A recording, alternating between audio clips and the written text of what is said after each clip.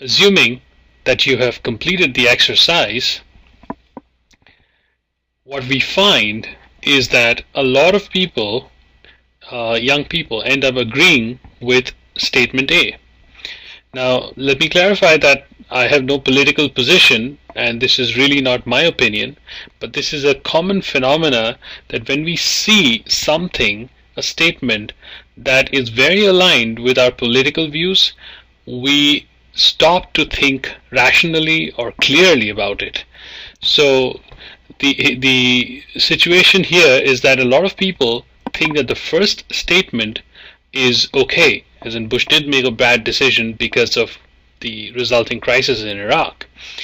But they are less likely to accept that B is necessarily a good decision, and they're even less likely to accept that the third one is a bad decision.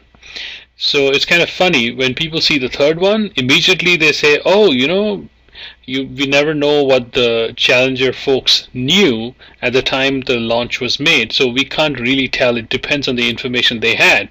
But somehow that criteria is not extended to the first and the second one. And perhaps that's because the first and the second are very close to home. So that's something we want to think about as we get into the key question: how do you judge the quality of a decision? And I'll start by throwing out a very bold idea, which is at the heart of decision analysis. You cannot judge the quality of a decision from the outcome. Repeat that. You can't judge the quality of a decision from the outcome. If you do so, that's a mistake. It's a sign of unclear thinking. So for instance, look at this grid. On the horizontal axis, we have bad outcomes and good outcomes, and on the vertical axis, we have bad decisions and good decisions. So I could make a very bad decision to drive drunk, and if I crash, that's a bad outcome for me. But if I drive drunk and I reach home safe, that's a bad decision, good outcome. I could also decide to drive sober, and I could still crash. That's a good decision, bad outcome. And if I'm really lucky, then I drive sober and hopefully I arrive home safe. That's a good decision and a good outcome. So that's the separation of decisions and outcomes. So what do you say now? Looking at all three of them, the very first statement, Bush may have made a bad decision invading Iraq, but that has nothing to do with the current situation, in the sense that just because Iraq is in a terrible situation is not the evidence that you need to say that Bush made a bad decision invading it. If he knew what was going to happen in Iraq, he would probably not have invaded. The fact of the matter is we make decisions not knowing how the future will turn out. If we knew the future, we would have no decision to make. So, however, it could still be that he made a bad decision, but we need to know the process that Bush used to arrive at his decision in order to make any judgment. And just because this is a political statement, it's very easy for us to relax our criteria of good decision making when things come out the way we already think it should come out.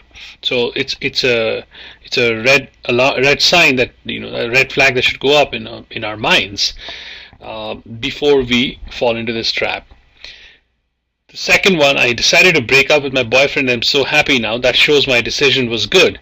Well, my happiness now has nothing to do with my decision being good. My happiness, current happiness, is an outcome. The decision is purely to be judged based on what I knew, what I had in front of me, and what I could do. And that's the only way I could judge whether the decision was good or not. The third one should be pretty obvious, as we've already explained. Most people get this one and they say, yeah, this is not necessary. Let's try another exercise to get into the second fundamental principle of decision analysis. So for each situation, again, write down whether you agree or disagree with the reasoning below.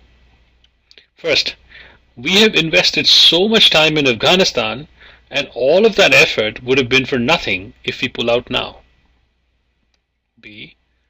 I have invested so much time in my relationship and I don't want to move on, or else all of that investment would be a waste. C. We have spent so much money on tutors and my skills have still not improved. Even though I believe the next tutor will succeed, I have lost too much money to justify any further expense. Again, please pause the video after I finish speaking and basically rate whether you agree with these statements or not.